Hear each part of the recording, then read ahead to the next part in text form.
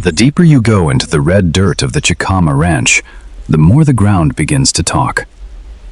In late 2025, investigators realized that the original 400 bodies were just the prologue.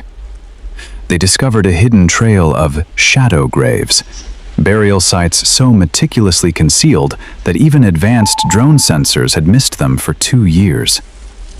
Scattered among the thorns were the discarded remnants of lives interrupted, Bibles with pages torn out, children's backpacks filled with sand, and most chillingly, the secret diaries of the lost.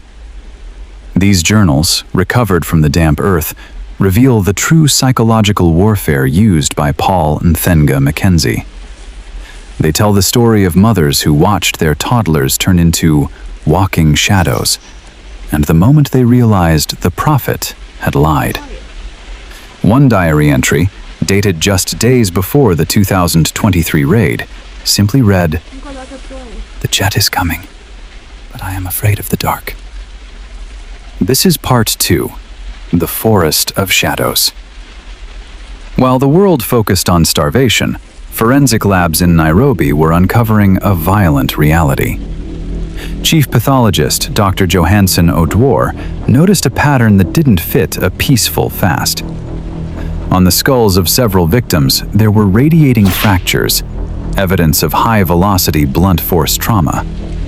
These people were hunted. If a follower showed doubt, they were labeled as vessels of the devil.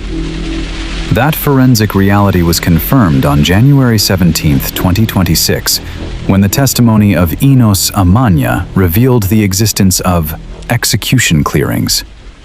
He described how security teams used wire garrotes to speed up the fast for those taking too long to meet their maker. The forest wasn't just a grave. It was a specialized killing field designed to erase anyone who dared to wake up from the nightmare. The most disturbing revelation is the discovery of the Kwabinzaro village site. In late 2025, while Mackenzie sat in a high-security cell, a new set of mounds was found 30 kilometers away. 52 fresh bodies were exhumed, and the autopsies delivered a shock.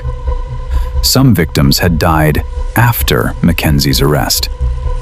This shattered the theory that the cult ended with the police raid. Court documents now identify at least 7 shadow pastors, mid-level lieutenants who never entered the forest themselves, but continued recruiting, relocating, and starving followers across 3 separate counties while Mackenzie awaited trial. Who was funding this operation? How were followers being starved in total secrecy while the national police were on high alert? The presence of these fresh graves confirms that the Shakahola massacre was never a single event. It was a system. Then there is the question of the golden coffins. In early 2026, sworn statements from within the Malindi police force revealed high-value items buried alongside specific inner circle members, items that had no place in a forest fast. While the average follower was dumped in a mass pit, certain elites were buried with vast amounts of cash and jewelry. Forensic accountants working under court order have now traced over 40 million Kenyan shillings that vanished from followers' bank accounts in the weeks before they entered the forest. Funds transferred in small, deliberate amounts to accounts linked to Mackenzie's ministry. The money has never been recovered. The jet to heaven was a one-way trip that left their earthly wealth in the hands of a ghost. As of March 2026, the forest continues to give up its dead. But the biggest mystery remains hidden in the hierarchy of the survivors. Over 60 cult members are in custody, and they are refusing to eat or speak. They sit across from investigators with a terrifying, serene smile. Not the smile of the broken, the smile of the certain.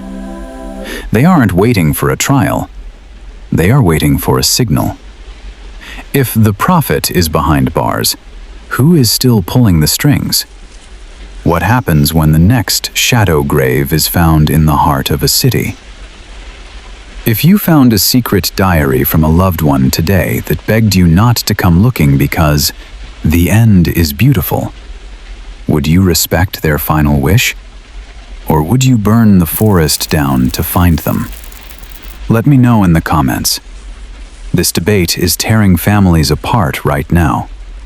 Subscribe and turn on all notifications.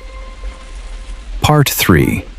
The Final Reckoning drops this Sunday at 1800 Watt.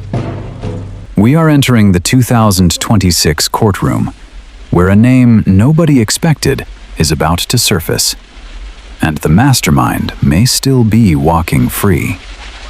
This is Echoes of the Unsolved 001. The shadows are moving. The deeper you go, the more the truth rises. Part 2 ends, but the forest is not finished. The ground is still speaking, and somewhere, someone is still listening.